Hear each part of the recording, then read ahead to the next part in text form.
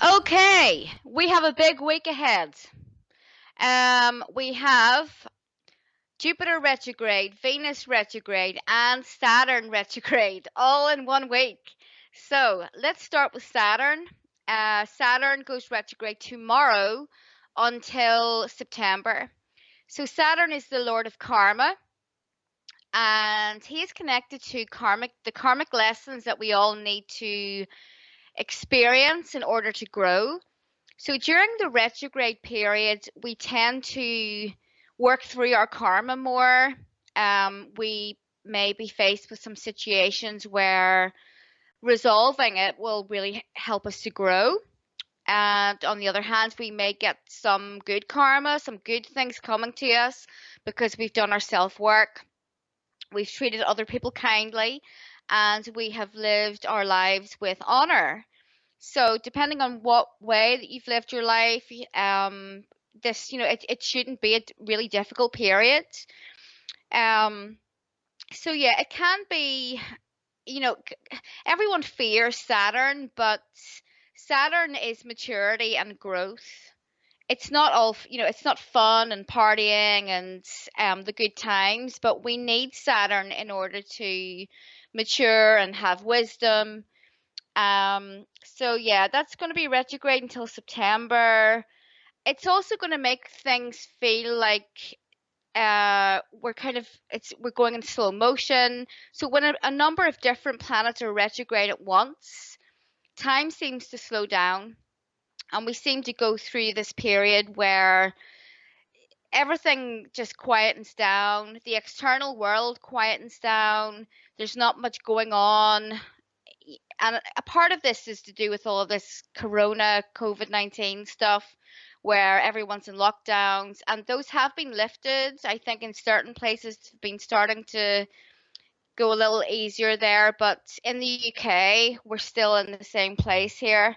The Prime Minister is supposedly addressing the nation, I don't know, today or this week sometime, so we'll hear what his plan is. I don't think there's going to be any huge dramatic change this week, but we will see. So yeah, being stuck, not necessarily a bad energy, just that, oh, just floaty, and you're at home more, and there's just not a lot of activity in your life. So on the same day that Saturn goes retrograde, we have a Mercury and Mars square. When Mercury squares Mars, Mercury is the planet of communication, and when it's in conflict with the god of war, you may find yourself like involved with a little argument with someone. There may be some cross words. So don't sweat it too much. This is a short transit, so it shouldn't last for too long.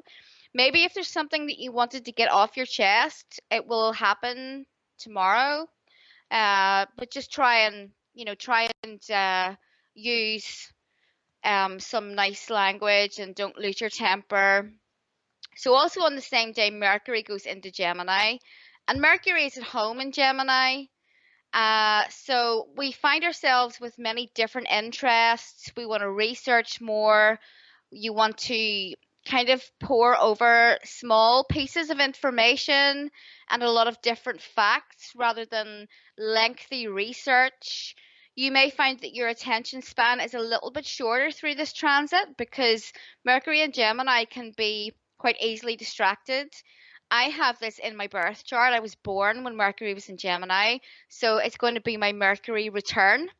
So you don't only have a Saturn return, you can have a Venus return, a Mercury return, a Mars return. So those are all quite significant. So anyone else that was born with Mercury and Gemini will also be experiencing this. So yeah, Mercury and Gemini is quite a pleasant transit.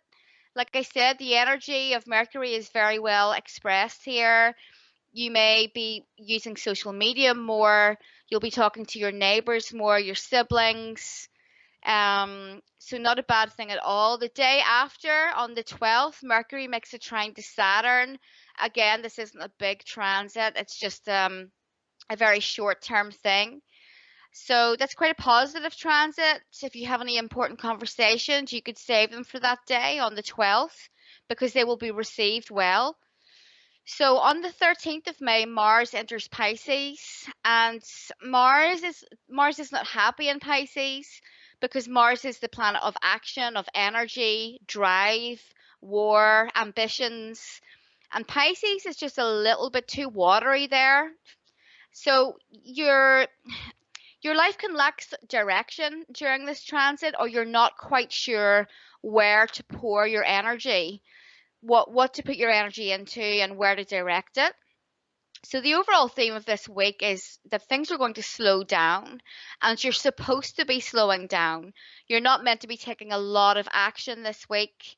So just, try and chill, do some more things at home. I know that this is what the last few months have been like, but try and do that for a little longer because the planets are they're encouraging you to do that now. So also on the 13th, this is another big one. Venus goes retrograde and in Gemini. So Venus retrogrades, expect to see people from the past, ex-lovers, ex-partners, ex-friends, ex any kind of female that was once a part of your life many years ago could resurface. Sometimes that's a good thing, sometimes that's not a good thing at all. So use your discernment. If an ex that you broke up with horribly like a year ago or 6 years ago contacts you, probably not the best idea to resume your relationship or whatever it was that you had with them. Try and avoid large purchases during Venus retrograde because you may find that once the planet goes direct, you will not want it, or there's something wrong with it. So don't go and spend all of your money on like a life-sized statue of a tiger made out of emeralds or anything like that. That sounds lovely. I actually would like that, but you may find that your finances will suffer. So also on the 14th, Jupiter goes retrograde. Jupiter is the planet of good fortunes, expansion. It's called the Great Benefic. It's a very spiritual planet. It helps us to see the bigger picture. And actually, it's not such a bad thing that Saturn and Jupiter are joining Pluto in their retrograde motion because these planets kind of triggered this COVID-19 crisis. They triggered this, the quarantine. So again, I do expect to see that um, the rules are kind of they're less restrictive, hopefully. So when Jupiter goes retrograde, again, there's that feeling of, oh, okay, so there's not much going on externally. What should I do? It's the time to reflect inwards, reflect on your spiritual values, reflect on what it is that makes you feel really good. What do you want to build for the future? Well, maybe you have to take a rain check on some things right now that you were planning on doing because of the financial climate, but that's okay. It can just be a rain check. Just continue to get your details down and work out all of the little small things that you need in order to make this a success later on in the year. On the 15th, we have two nice aspects, actually, Sun trine Pluto and Mercury in sextile to Chiron. Relationships with your father or any prominent male figures in your life, your husband, your boyfriend, your brother, they should be going well on this day. It's a good time to connect with them. Mercury sextile Chiron, it's a really good day for some just loving, healing conversations. It's good for writing, it's good for any kind of communication. And finally, the last aspect that we have this week is that the Sun is in trine to Jupiter on the 17th. Another great aspect. Sun trine Jupiter is a very lucky aspect. Although Jupiter will be retrograde at this time, it doesn't really matter. There's going to be so yes, you can go and try your luck in the lottery. You'll be feeling good that day. So overall, there are some quite big things happening this week, but it's not like explosive out of the blue, pianos falling from the sky. It's just with all of those planets retrograde, things are going to be slowing down. In the warmer weather, we're just going to be feeling more relaxed and more chilled. And that's exactly how it's supposed to be this week.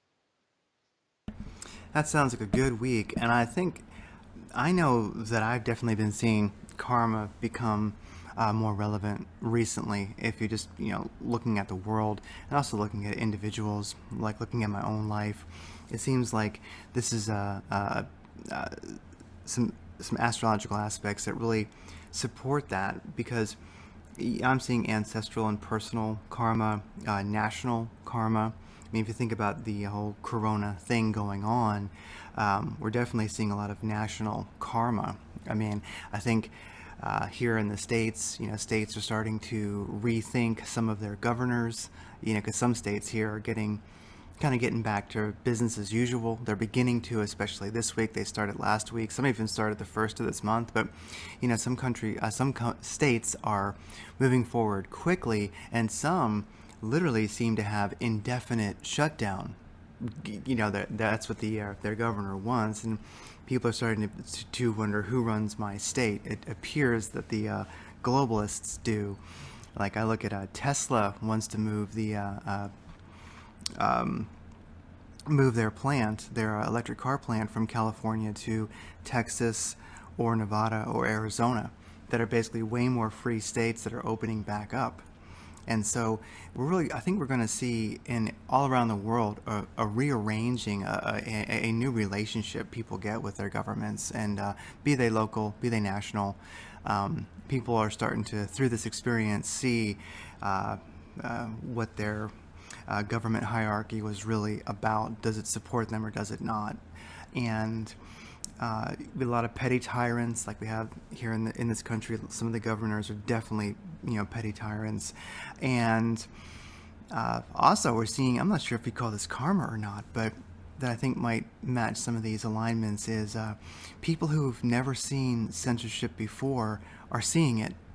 Like I think you and I and many that we know are aware of censorship. We go, well, of course there's censorship, and you're a little bit closer to it. You've seen it, but there's so many people now that are seeing censorship for the first time, especially when it comes to the COVID stuff. Because they're going, wait a second, what? This video was taken down? Oh, why is that? I've never gone to a video that was taken down before. So, a lot of awareness along those lines.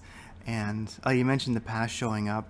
The past showing up is always weird. Whenever that's going to happen, I always kind of worry. I go, "Oh my gosh, is my past going to show up?" But but that's almost like a bad habit I realized from the past because after a while, if you're honest with yourself on your own path, and you're honest and open with those in your fellowship, those in your life, then and your life is clean, I guess, as they say, like your house is clean, then what do you care if the past shows up? You know, Yeah. oh, hi there, Yeah. past. Oh, how you doing?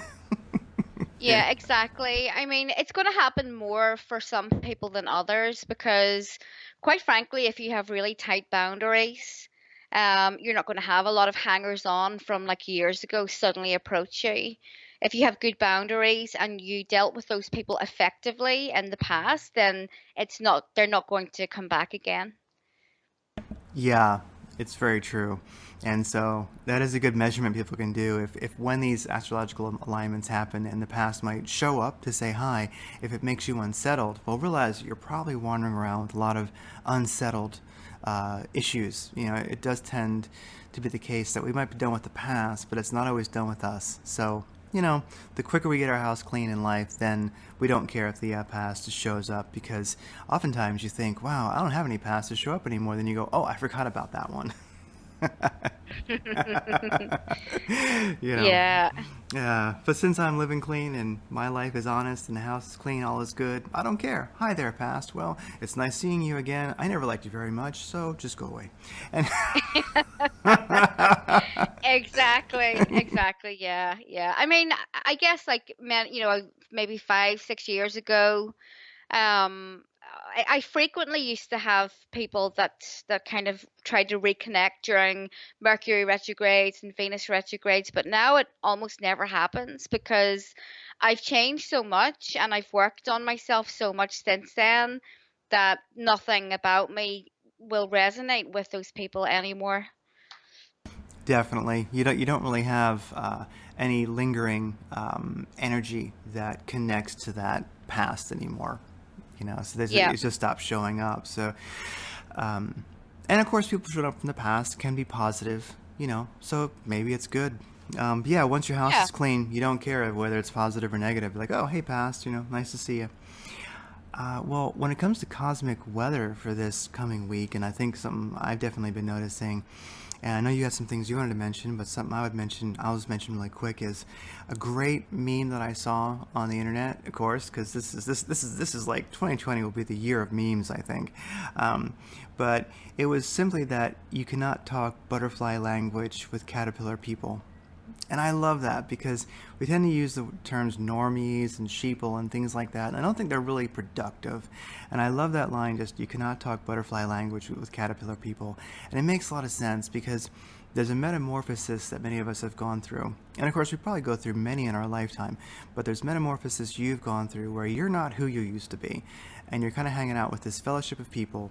And you're on your evolutionary path. And it's definitely not the same as most people. And in reading that line, it's going to help me realize in this time where we have some people who were like, let's just get back to life. This was all a big scam. We figured it out by now because they have those natural instincts and intuition, and they look at many sources, and they're just aware, and they have a fellowship that is aware around them, and they go, okay, this was all a scam. Time to get back to work. Let's get back to life. Let's not let the globalists win this thing.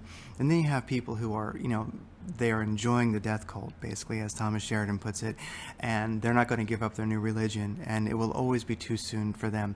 So while we have some people who are alive and vibrant, we have some that are still marred in fear, and then we also have some that are just, they love the totalitarian slave state that this might offer.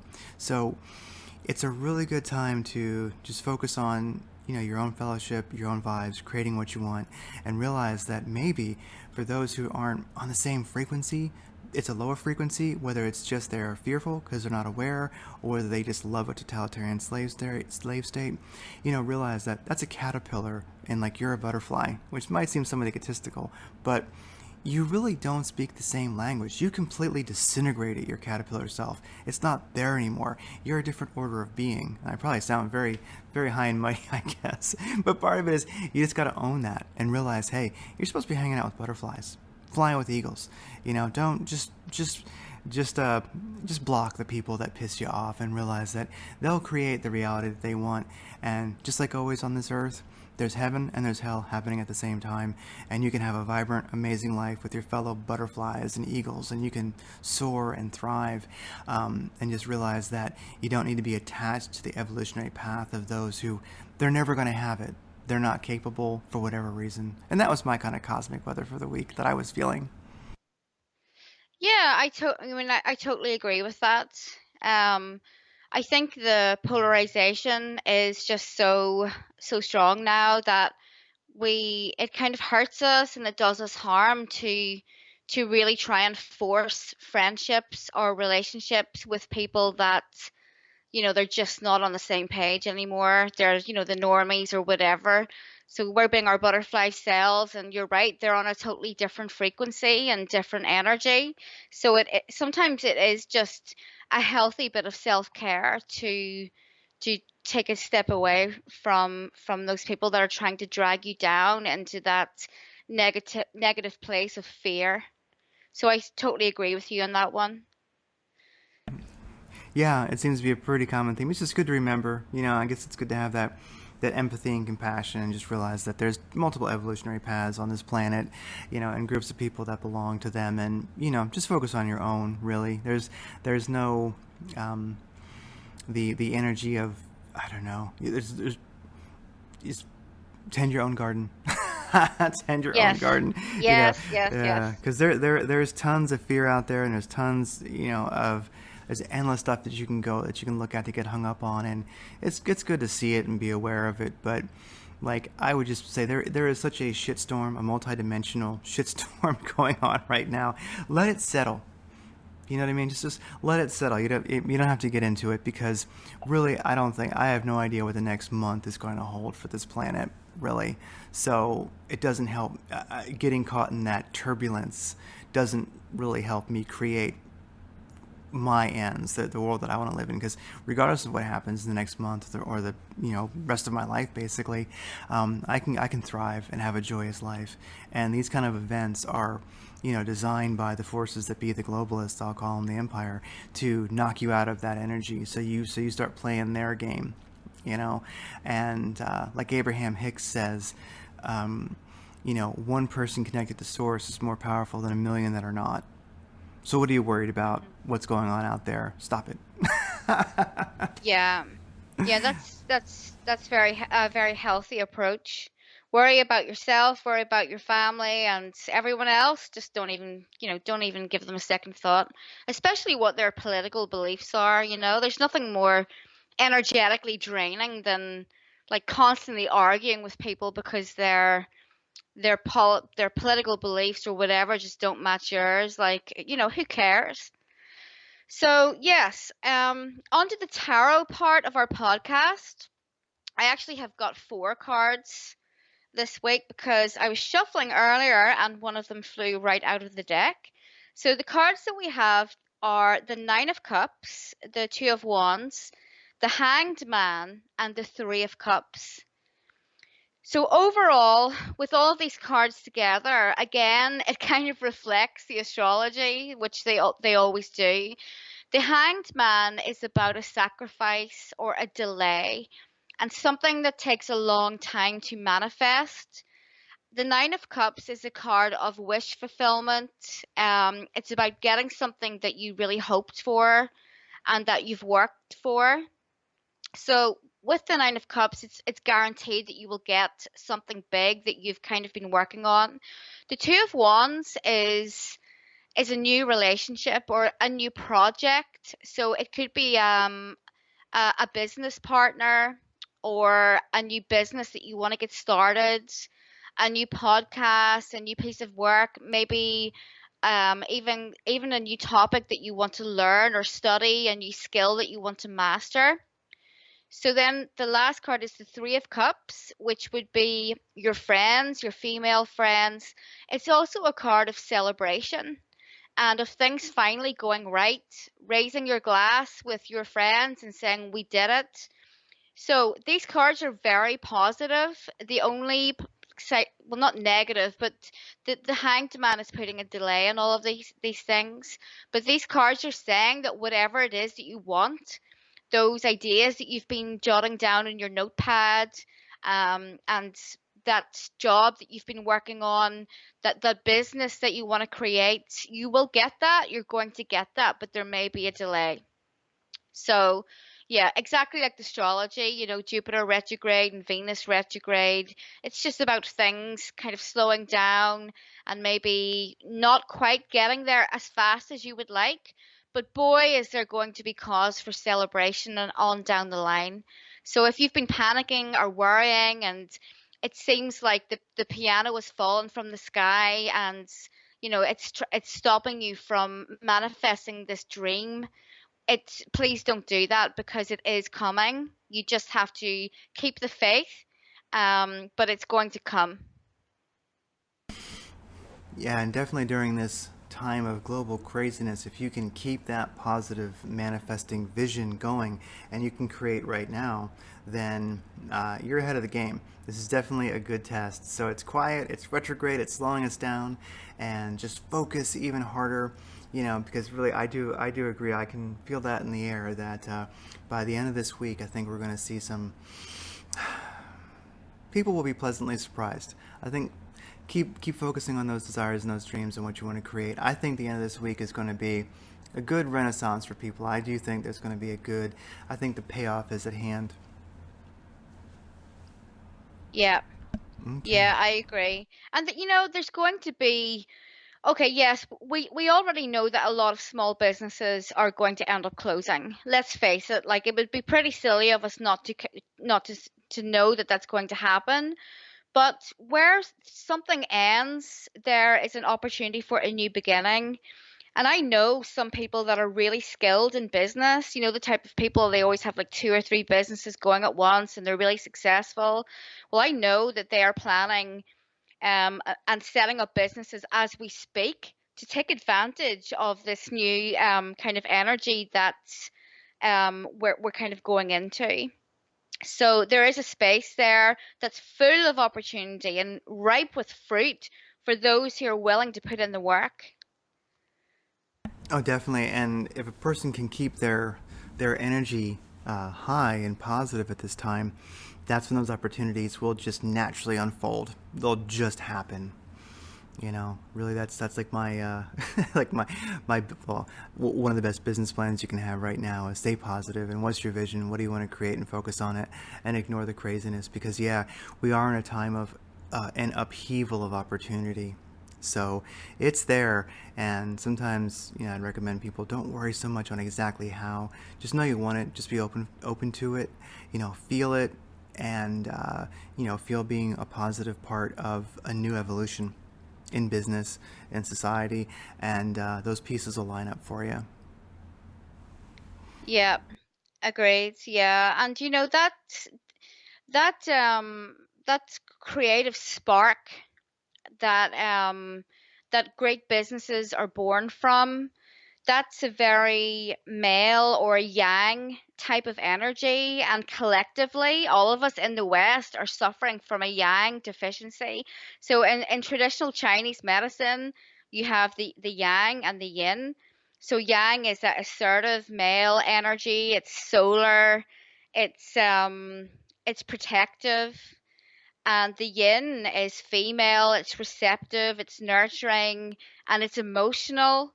So when we eat too many yin or kind of female foods, we don't get enough sunlight, we become too yin. We become this nation of snowflakes that will compromise um, their freedom for some temporary security, get offended by everything, not protect not protect the weaker people in our society. They're too afraid to take risks. So I've been thinking about this a lot because I live in Ireland, and it's always damp here, it's always humid, and there are a lot of people here that suffer from like damp related illnesses, like phlegm, sinus issues, yeast issues, candida.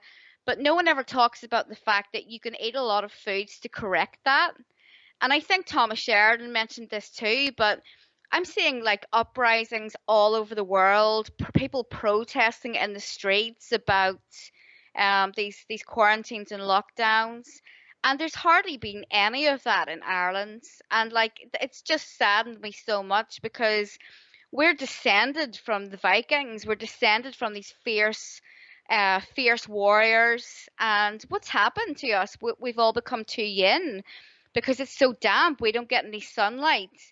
And something that I've been thinking about this week is, our ways to correct that. So people that live in these damp countries, they need to eat more yang foods to get that creative spark in them, to get the adrenaline going. So yang foods are hot foods. We should never eat any cold food living in a wet climate. And people love to eat sushi and cold sandwiches and drink cold drinks, and we just shouldn't be doing it. Your body needs warmth and nourishment, ginger, spices, root vegetables, and meat. Yeah, like it or not, meat is one of the most healthy foods for you if you live in a climate like Ireland or anywhere in the British Isles. So we need to remedy this lack of positive male energy because it really saddens me just how complacent the average person has become over here. I mean, I'm sure it's different where you are, Craig, in Arizona because you get so much sun. Yeah, we have no lack of sun here, and it's funny. It's kind of the opposite. We're so the opposite of almost like the rest of the world, unless you're talking about the Sahara Desert, maybe. But we, like right now, it's getting to be 100 degrees every day, at least touching it, and then soon it'll be over 100 degrees every day. And so now that summer is here, you start like struggling to eat. You're like, if you can have like a boiled egg and a carrot, because the heat just it just takes your appetite away completely. So it's very strange here. But oh no, I noticed that when I lived in Seattle, which was kind of a rainy, damp place, was that it was very, very, very, very yin, extremely. And there's a lot of ways that people can cultivate their yang energy. And I mean, there was a podcast we did. We interviewed Primitive Ways recently, and we kind of went through a bunch of different practices to just be more powerful. You know, some of those like the Wim Hof breathing, definitely eating meat. I know some people don't like to do that, but especially organ meat, and you can take that as a dehydrated supplement if you want. Some people are just never going to eat organ meat. I don't really like it a whole lot, but I know it has a benefit. And so, yeah, and especially for men, I'm sure women too, but a great way to get that yang energy going is exercise, but especially lifting metal. If you lift, machines are great, but lift the metal weights. It really will. Mm. It really will get the yang energy flowing. Metal. And so, each has to find their own practice, but definitely, I also noticed something that while you were talking that this has got to be the case. Aren't wearing masks a very yin thing to do? You think about it, because Yes. it's very, very yin, and it hides your identity. It makes you an NPC. It just there you delete your identity and you become very, very yin. It really makes the society very, very dulcet. I mean, people that you see wearing masks look weak, and they also, since it cuts down the oxygen, makes it harder to breathe. They actually become physically weak. Their immune system becomes weak. So don't put on the yin mask. Well, not medical advice. I'm a psycho. Don't listen to me, people. But just saying that mask can very well be that is your yin patch, really, your yin mask. Yeah. Yeah, exactly. And actually, one of the best remedies for yang deficiency is the dandelion, which is growing in abundance literally everywhere right now. But what do people do? They cut them down. So the whole plant can be used, but especially the root. So, I mean, you can go and dig up the roots and you can roast them in the oven and you can make really delicious dandelion root coffee. I mean, I love coffee. I'm a coffee snob, but I really enjoy dandelion coffee. And if you don't want to do that, you can buy them, like you can bulk buy them on eBay or whatever.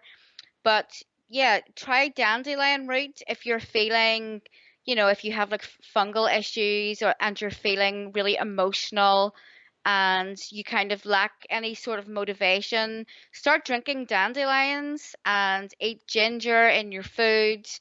If you don't want to eat meat, you can eat eggs or you can eat root vegetables with garlic and onions and things like that. So I've been working on raising my yang energy now for about a week and I feel so much better. It's incredible. Literally such a huge difference in a week. And if everyone did that, we'd be living in a totally different nation. Oh yeah, because it's definitely a time for some stronger yang energy. Well, yeah, and you mentioned people protesting all over the world. I was looking at protests in Germany, and I was like, yes, because I'm mostly German. I'm like, yes, my people are alive again. Because I mean, it's like, hey, governments, you better be careful. You're messing with the people whose like Germanic history is peace is hell. Like so. Yeah. Better be careful. Um, and I definitely am seeing. Especially in Germany, many, many countries. I look at the thousands of people that are protesting in front of capitals, and I'm really, really amazed. I'm really, really amazed that it's happening. Well, definitely with dandelions, it's funny because we've been cultivating dandelions here, and we're going to do a recipe for a dandelion flour shortbread, and we're actually going to go next week and dig up some roots and such like that because it is amazing how nature being intelligent, we're part of nature. It gives us what we need, and nature rains dandelions on people almost no matter where you are, and that should be telling. And it is amazing. People kill them, and I always think, oh my gosh, I don't want a yard full of grass. Give me a yard full of dandelion greens. That's what I want. Yes, yes, yes. They're delicious if you just gently stir fry them with a little bit of garlic and some salt and pepper. Absolutely delicious. Yeah, and if you do go wild harvesting dandelion greens, be careful. What I mean by that is eat some and get a feel for it, because like wild dandelion root, greens, flower, etc., you might be surprised at the energy that food has, and it can give you a little bit of discomfort until you get used to it, because it is, a wild food, and dandelions they are packed with the yang superpower. So tread lightly at first. you know. Yeah, yeah, you might want to warn your partner as well that if you start to eat a lot of dandelions, that your sex drive will suddenly get a lot stronger. Yeah, definitely. Well, and there's, it's a very nice thing to share in the evening. A cup of dandelion root tea. Makes for a good evening. Yes, exactly. Yeah. And Yeah. the other thing is that nettles, singing nettles, they're growing in abundance here, and they are so good at purifying the blood. They're so good for your liver. And I think you saw the picture I just posted on my Facebook, but I made a massive pot of nettle soup. My husband and I had 3 bowls each, and it was absolutely delicious. That sounds amazing. I've only had it a few times, and it is truly amazing. Yeah. We kind of had a yang overload earlier. I haven't taken niacin for a long time, and it's really good for getting the blood flow. I'm not sure if I call it a yang thing or not, but it feels very yang. And so I took 500 milligrams of niacin, and I turned into like a bright red tomato, and I kind of felt like I was a pincushion. I was like, oh my god! But I tell you what, the yang was flowing. I mean, woo! Yeah, I guess there's never too much yang, but it can feel like it sometimes. Yeah. So, Yeah. well, Yeah. is there anything else we want to cover before we go? I don't think so. I think that we've covered it. Just everyone take care and don't forget to boost your yang energy. So it may be a bit of an odd week with all of these planets going retrograde. There may be some karmic situations that come up from the past, so you can deal with them properly this time.